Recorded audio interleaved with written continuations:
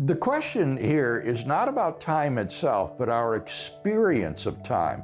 And I think all of us experience time in different ways. Sometimes time flies, other times time drags by.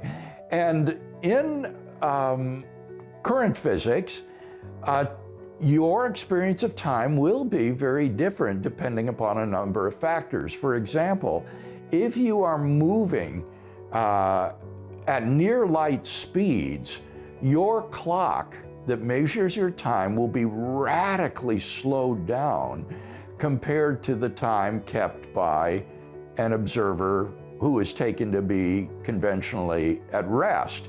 And this leads to the famous twin paradox, where the traveling twin goes off on an outer space journey and then returns and is still a young man upon his return, whereas his earthbound brother is now an old man nearing his death. And this is a prediction of relativity theory, that not only your mechanical clocks, but your biological clock will run slowly relative to another clock at rest. And so your experience of time would be radically different. Also, it's been shown that clocks in a gravitational field run more slowly than a clock that is not in that gravitational field.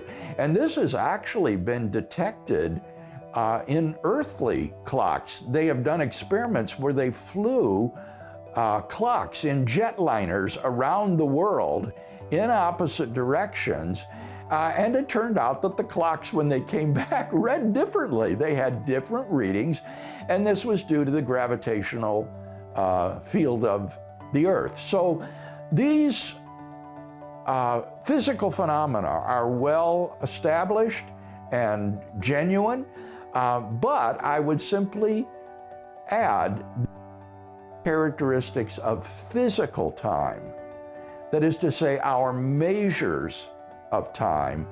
And I think that our measures of time need to be distinguished from time itself, which, as Isaac Newton held, is something that is independent of our physical measures of it.